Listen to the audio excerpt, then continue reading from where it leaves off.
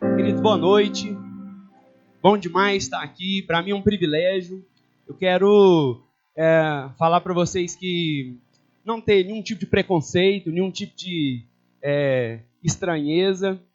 Para mim é um lugar diferente estar aqui. Eu ministro Jesus todos os domingos quase, mas para as crianças. E é um privilégio. Eu sinto assim privilegiado em poder trazer a palavra de Deus para a vida dos meninos. E é um desafio para mim poder falar de Jesus para as pessoas mais velhas, porque a linguagem é diferente, o jeito é diferente, mas eu queria te pedir que você não tivesse preso a nenhum tipo de preconceito, a nenhum tipo de amarra, que você deixasse o Espírito Santo de Deus ministrar no seu coração.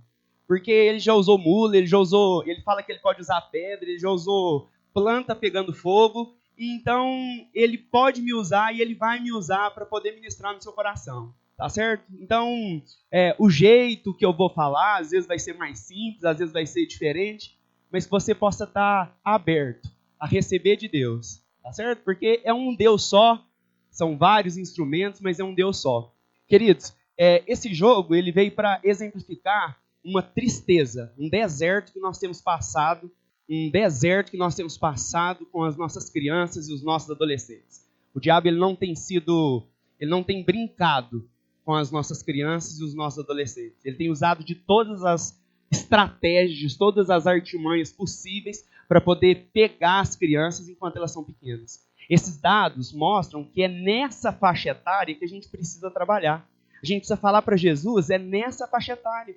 As convicções dos meninos estão sendo formadas, é nesse momento. Não é nesse momento que a gente precisa falar de Jesus para elas. Porque a gente está vendo crianças, eu sou professor, eu dou aula em ensino fundamental e ensino médio também. E a quantidade de crianças e adolescentes doentes nos últimos anos tem crescido assustadoramente. Todas as semanas, toda semana eu recebo e-mail da coordenação dos colégios que eu dou aula, falando que determinado aluno de determinado ano tentou suicídio, ou está passando por um problema grave, está com uma tendência suicida, ou está passando por um problema e vai ser afastado, ou está com uma depressão severa. Quantas crianças têm viciado? Eu dou aula numa sala de 8º ano e a gente precisou suspender 80% da sala porque eles tinham levado cigarros, estavam usando dentro da escola esses cigarros. Então, vício, depressão, suicídio, toda essa mazela, toda essa enorme mancha de podridão tem chegado até as nossas crianças. É preciso fazer alguma coisa. Nós precisamos nos posicionar. E você pode pensar assim, poxa, mas ou os meus filhos, ou eu não tenho filho, então essa palavra não é para mim. Ou os meus filhos já cresceram, então ela não é para mim. Se seus filhos já cresceram, você vai ter neto. Então você precisa se inserir nessa nova realidade, você precisa aprender sobre essa nova maneira de educar, essa nova maneira de estar presente à luz da palavra, para poder dar melhores resultados para os seus netos. Se você ainda não tem filho, ou não teve, ou alguma coisa, você pode ser auxílio, você pode ajudar outras pessoas a completarem a educação daqueles que estão perto de você. Então, isso não é vazio, mesmo que você não tenha filho pequeno, mesmo que você não tenha alguém dentro da sua casa. Você pode ser instrumento de bênção, você pode ser instrumento de transformação na vida de outras pessoas. Não importa qual estágio da vida você esteja. Abre a sua Bíblia, por favor, lá em Marcos 10, 13 e 16. Marcos 10, 13 e 16.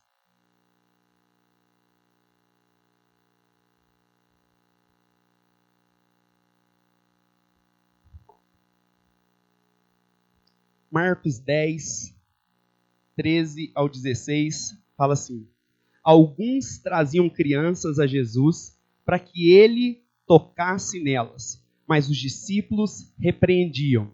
Quando Jesus viu isso, ficou indignado e lhes disse: deixem vir a mim as crianças, não as impeçam, pois o reino de Deus pertence aos que são semelhantes a elas.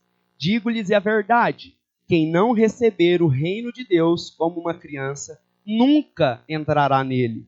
Em seguida, tomou as crianças nos braços, impôs-lhes as mãos e as abençoou. A gente vê um cenário clássico, né? Como que é esse cenário? Uma criança com um problema, um pai querendo ou não, nesse caso os pais eles estavam levando essas crianças até Jesus, alguém impedindo essas crianças de chegarem até Jesus, e Jesus intervém, fala assim, não, elas vão chegar sim, e Jesus vai lá e abençoa elas, certo? O cenário é crianças com problema, pessoas impedindo crianças de resolver o seu problema, e Jesus consertando o problema, dando o jeito dele para consertar o problema. Qual é a característica da criança que Jesus está querendo ressaltar aqui? Será que é imaturidade? Eu acho que não. Quais seriam as características que Jesus ressalta aqui e fala que o reino de Deus pertence aos que são semelhantes a elas? Quais são as características que Jesus queria pensar em nós e demonstrar como a gente teria que ser? A simplicidade da criança é algo constrangedor. Eu trabalho com crianças faz muito tempo aqui na igreja e a simplicidade delas constrange o meu coração. Aqui a gente não precisa fazer muita coisa para agradar elas. Se eu tiver uma pipoca e uma música e disposição para pular com elas, elas saem daqui achando que foi a tarde mais maravilhosa da vida delas.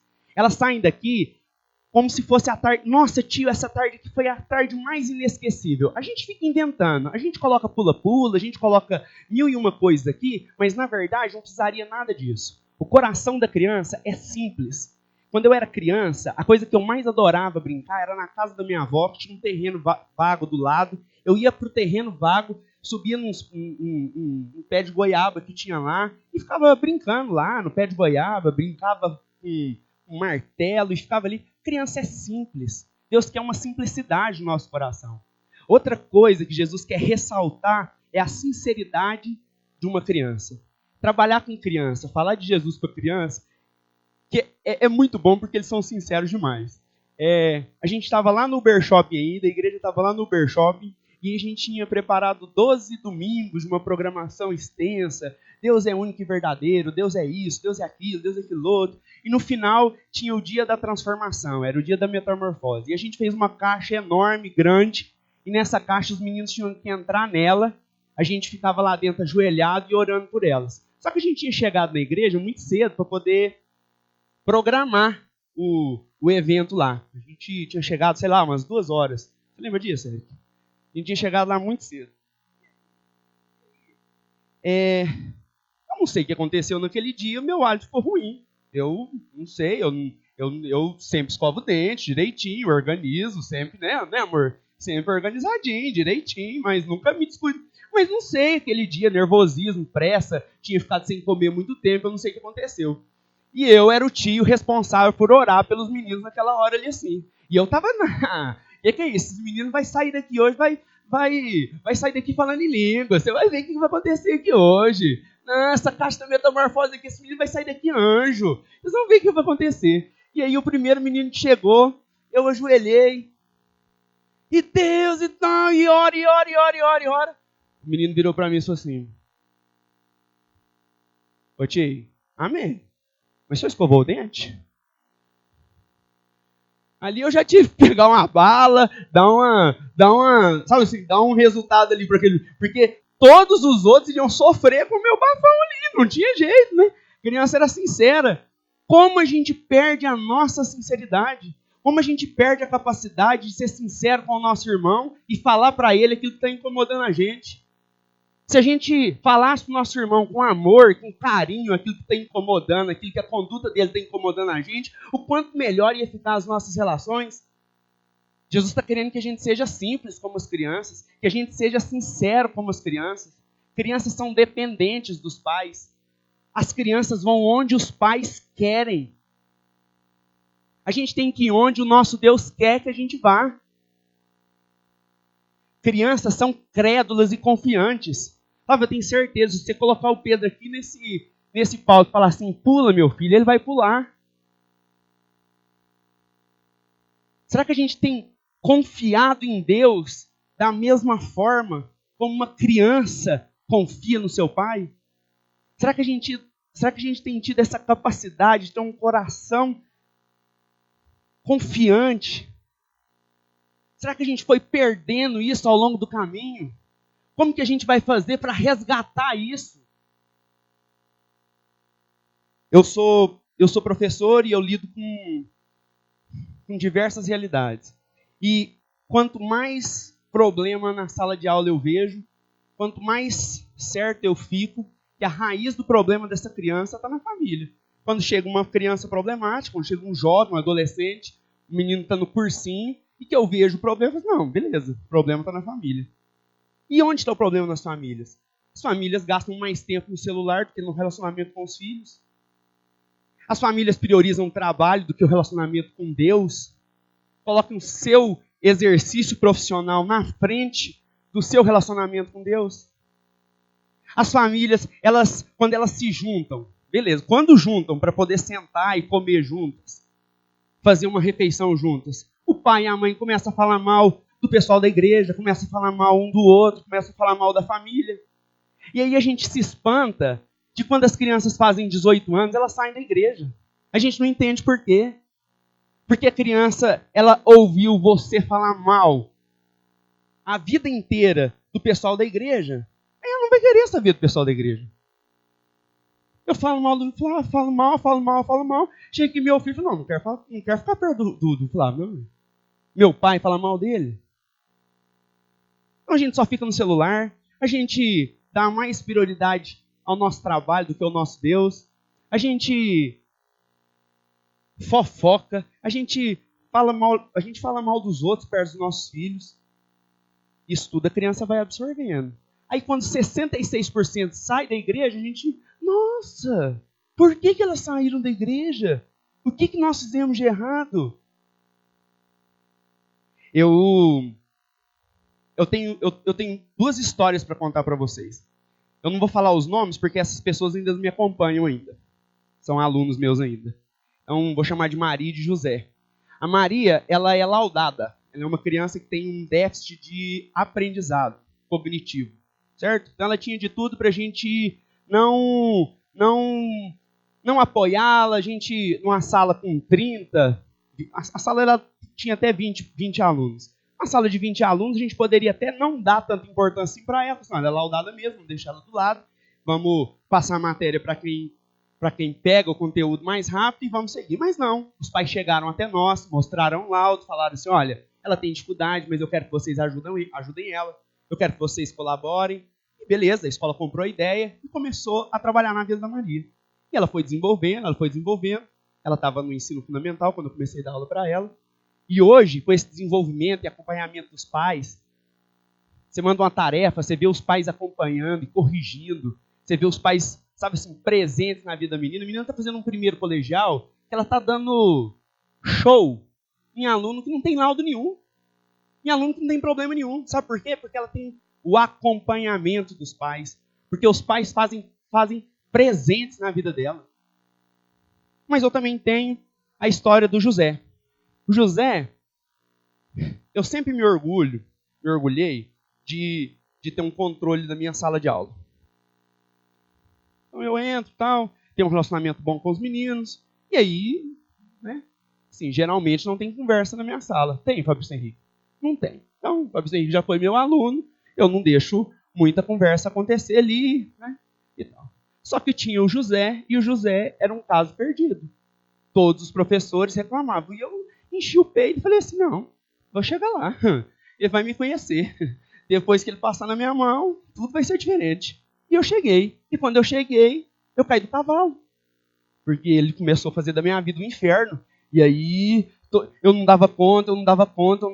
Comecei a me exaltar, ficar bravo. E não saía, a matéria não rendia, não andava. Eu cheguei um dia na coordenação e falei assim, é o seguinte, esse menino, eu não dou conta dele. Ou a mãe e o pai desse menino vêm aqui para falar comigo, ou eu não dou aula mais nessa sala, não. Se você me mandar embora, vocês fazem alguma coisa, porque a mãe e o pai desse menino vai ter que resolver o problema dele. Porque eu não vou resolver essa malcriação desse menino, não. Você chama o pai dele aqui, porque senão eu não vou dar. Você entende? Desse jeito não. Beleza. Não, Marcelo, que é isso? Não, a gente vai chamar aqui. No outro dia de manhã, a mãe do menino estava lá. E eu já cheguei armado já para falar com a mulher. Ó, seu filho não tem jeito. Ele é muito desobediente. Ele é desrespeitoso. Ele não tem... Comecei. Quando eu estava mais ou menos na metade, a mulher baixou a cabeça. Quando ela baixou a cabeça, ela começou a chorar. Ela chorou. Aí eu parei. Ela começou a chorar, eu comecei a assustar. E no meu susto, já passou para compaixão, e eu já fiquei com dó, e eu já comecei a chorar junto com a mulher. Eu falei assim, misericórdia. E ela falou com todas as letras, eu não dou conta mais dele. Eu não suporto mais ele.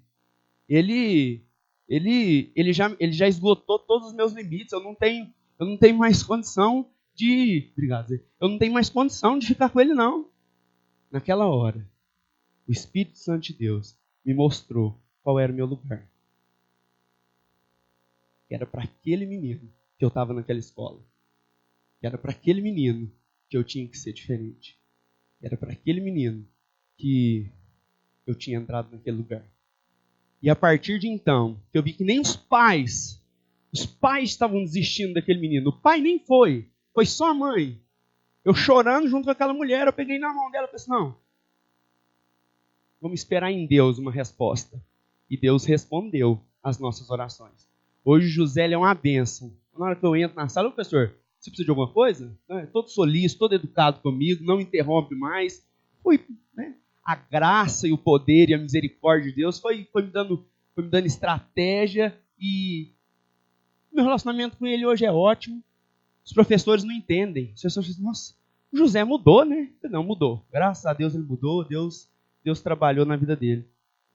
Isso prova o quê? Isso prova que a família faz toda diferença na vida da criança e do adolescente.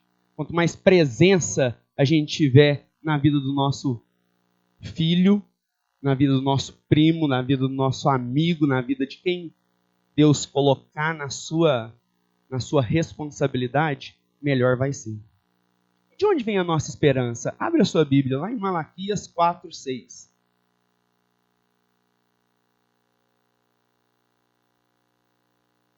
Malaquias 4:6.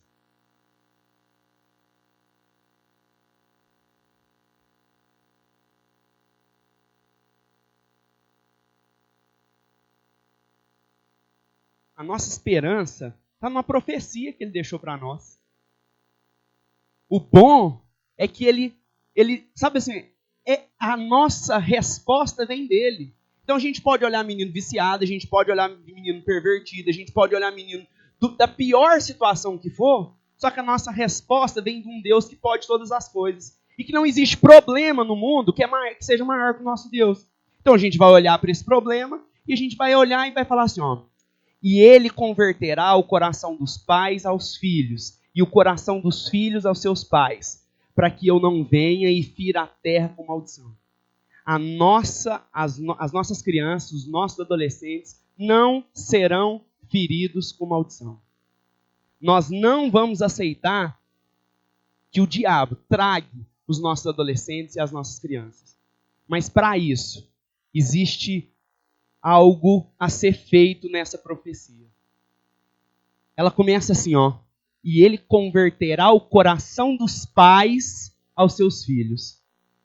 Só depois, ele fala que o coração dos filhos aos seus pais.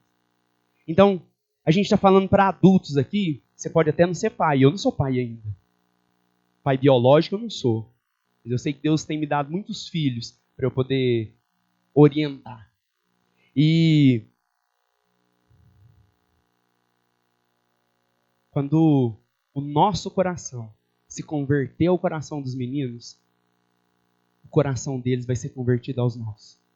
Não adianta a gente esperar que o coração dos meninos se converta, que a transformação aconteça no seu filho, para depois o maravilhoso, o milagre de Deus aconteça. O milagre de Deus tem que acontecer na nossa vida, para depois acontecer na vida da criança. Se a criança não vê em você transformação, exemplo, se ela não vê em você atitudes boas, se o seu coração não tiver convertido a elas, o coração dela não vai ser convertido ao seu. Não adianta. Não tem como. Como que a gente vai converter o nosso coração? Orando por elas. Quantas vezes a gente tem orado pelas crianças da nossa igreja? Quantas vezes você tem gastado tempo para orar pelas crianças da sua família? Pelos adolescentes? A gente tem visto problemas e dilemas e desgraças acontecendo cotidianamente. A gente tem gastado tempo para orar, investido tempo orando pelas nossas crianças? Ou a gente vai ficar só reclamando das estatísticas ruins? Ou a gente vai ficar só achando ruim as desgraças que estão acontecendo? A gente não vai gastar tempo em oração para os nossos filhos, para as pessoas que Jesus colocou na nossa mão? Será que a gente vai continuar desistindo? Será que a gente não vai corrigir os meninos que Deus colocar na nossa mão? Uma das coisas que os meninos mais gostam de mim é porque eu coloco limite neles. É a coisa mais simples que tem. Os meninos, eles têm um respeito porque eu coloco limite. É simples. Tanto na escola quanto aqui no Ministério Infantil. Criança precisa de limite. Se a gente não corrige, se a gente não coloca limite neles, eles não vão crescer. Eles não vão amadurecer. E por último, porque a gente tem muito mais coisa para fazer hoje aqui. Abra a sua Bíblia em Deuteronômio 11, 18 e 19.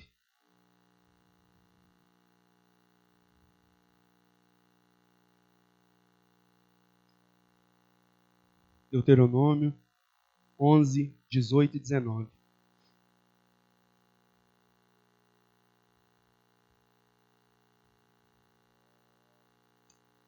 Gravem estas minhas palavras no coração e na mente. Amarre-nas como símbolos nas mãos e prenda-nas na testa. Vou começar de novo. Gravem essas minhas palavras no coração e na mente. Amarre-nas como símbolo nas mãos e prenda-nas na testa. Ensinem-as a seus filhos, conversando a respeito delas quando estiverem sentados em casa, quando estiverem andando pelo caminho, quando se deitarem e quando se levantarem. Olha só a construção que eu queria que vocês entendessem aqui a respeito de ensinar as coisas.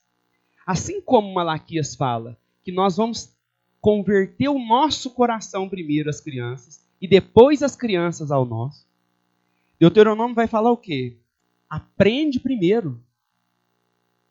Aprende primeiro. Grava no seu coração primeiro. Para depois você ensinar para as crianças. As duas palavras falam a mesma coisa.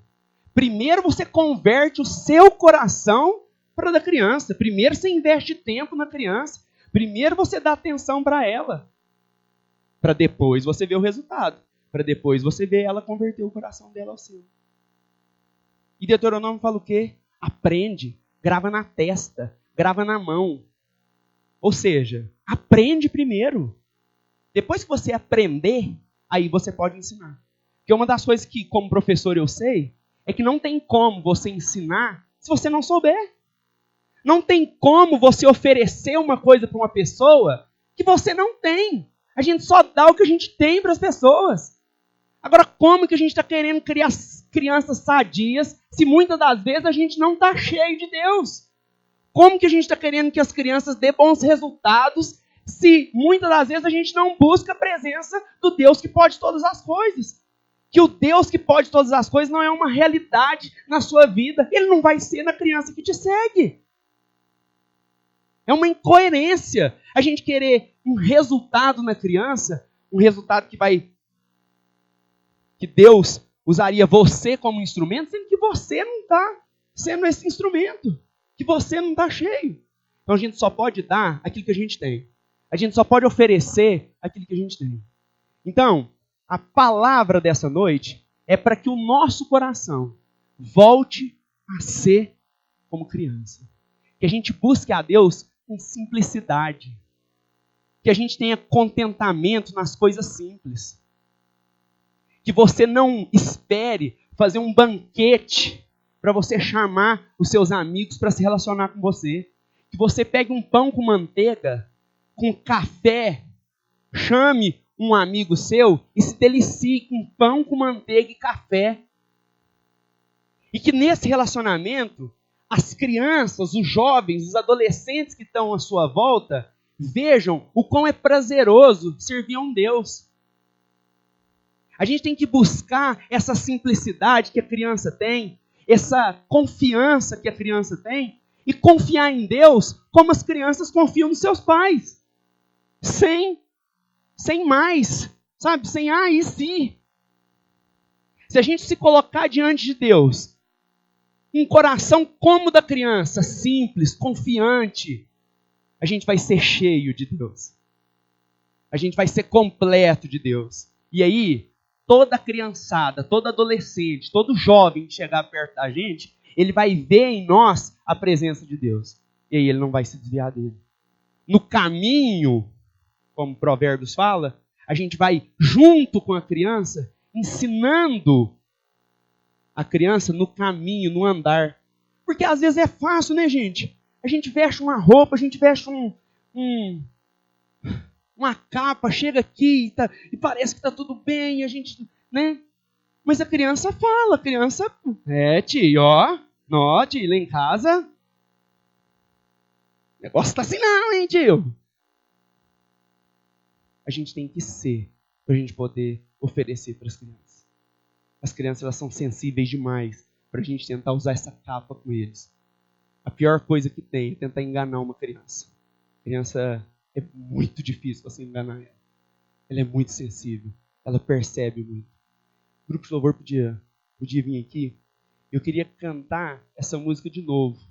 Queria que a igreja cantasse essa música como uma oração. Que a gente pudesse pedir isso para Deus hoje. Que a gente quer ser como uma criança. Que a gente quer ter um coração simples. Que a gente não quer querer coisa demais. Que a gente não quer explicação demais. A gente quer acreditar num Deus e pronto. A gente quer se entregar para Deus e pronto. A gente não quer ficar fazendo conjecturas e modelos de como fazer isso, de como fazer aquilo. A gente quer acreditar e pronto. E quando a gente estiver cheio de Deus, a gente vai poder transbordar na vida dos meninos. Fica de pé, vamos cantar essa música, feche seu olho, faz dessa canção uma oração mesmo para Deus. Faz dessa oração um pedido, para que o seu coração volte a ser criança agora. Não na imaturidade, mas na simplicidade. Na confiança.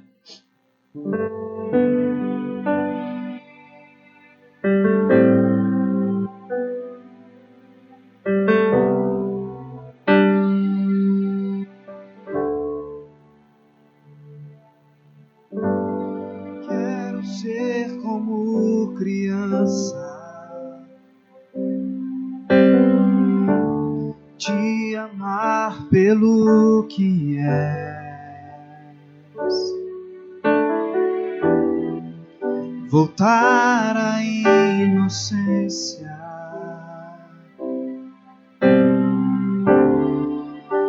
e acreditar em ti. Mas às vezes sou levado pela vontade de crescer,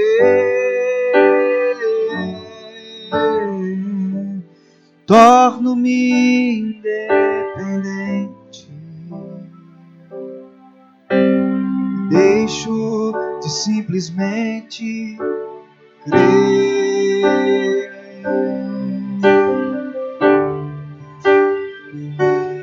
De crer,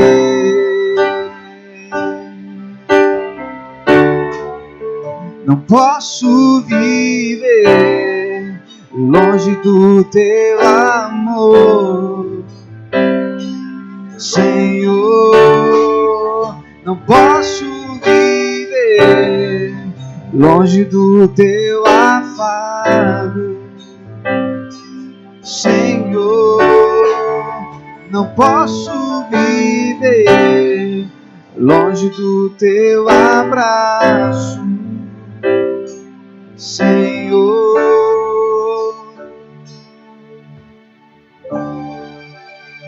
Abraça-me. Deus, nós estamos na sua presença agora, Pai. Nós queremos, Deus, um coração como da criança, Deus. Deus, nós queremos nos apresentar, Deus, simples na sua presença. Deus, com a simplicidade do coração de uma criança, Deus, nós te pedimos o seu abraço nessa noite, Deus. Nós queremos ser cheios da sua presença para poder impactar, Deus, essa geração que tem carecido do Senhor, Deus. Derrama do céu, Pai, a simplicidade do coração da criança para nós, que a gente saiba confiar no Senhor, Deus, como uma criança confia no seu Pai. Deus, que a gente saiba entregar o nosso coração ao Senhor, Deus, como uma criança se entrega ao seu pai e à sua mãe. Que a gente seja, Deus, como uma criança diante do Senhor. Que a gente não tenha, Deus, preconceito, que a gente não tenha amarra, Pai. Que a gente consiga se entregar na sua presença, ser cheio do Senhor, Deus. Que o Senhor possa transbordar, Deus, através da nossa vida, nessa geração que tem carecido do Senhor. Que a gente possa ser instrumento, Deus, para abençoar esses meninos que têm pensamentos que não provêm do Senhor. Nos usa, Deus, para tirar essas crianças, esses adolescentes do vício, Deus, da pornografia. Nos usa, Deus, para tirar, Deus, essas crianças da idolatria do seu corpo, Pai. Nos usa, Deus, para transbordar do Senhor e falar daquilo que é eterno para a vida dos meninos, Deus. Nos usa, Pai, para transformar as realidades diabólicas que esses meninos têm vivido, Pai.